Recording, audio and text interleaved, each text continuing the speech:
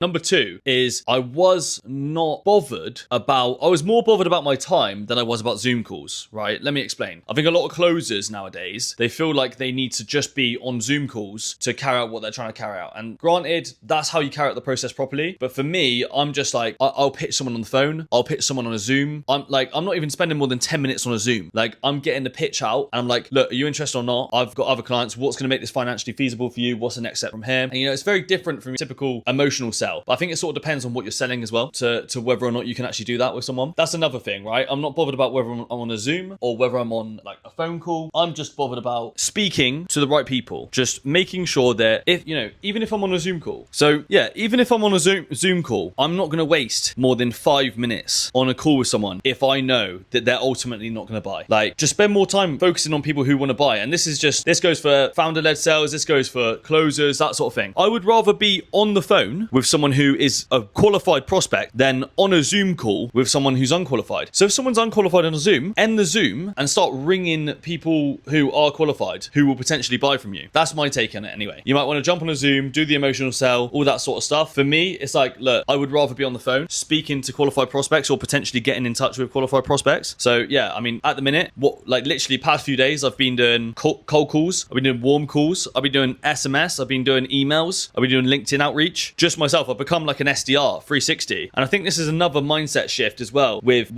closers. And this is sort of the way that I think about it. It's like, look, I'm not relying on my appointments to feed me. Yeah. A lot of closers, I feel like they just rely on the appointments from the setters. And this goes back to what I just said, but it's sort of a little bit different, right? It's more of a mindset thing. It's like a lot of closers just rely on the appointments that are set for them. They just have availability in the calendar and they take up the availability and they expect to, make loads of money if they're just taking availability, when in sales, it's wrong. In sales, you need to make tons and tons and tons of touch points to close deals. Especially in different markets as well, and higher ticket, lower ticket, you need to make tons of touch points. Touch points is my middle name. Calling, SMSing, emailing, LinkedIn, all these different ways of getting in touch. You need to be doing different touch points, getting them on socials. And that's another thing as well. Don't rely on one touch point. Have all the different types of touch points so that if you can't get hold of them on the phone, try ringing them on WhatsApp. They might answer on WhatsApp. If they don't answer on WhatsApp, text them on their mobile or text them on WhatsApp as well, and then message them on LinkedIn. Send them an email. You can get so many different touch points in there. And oftentimes I find myself sending them a LinkedIn, then I manage to find their phone number, give them a call, book them in straight away, and then close them. But otherwise, if I didn't do that and I didn't get on the phone with them, most likely I wouldn't have closed them, because all sorts of things can happen. It's just a few small things there, and it's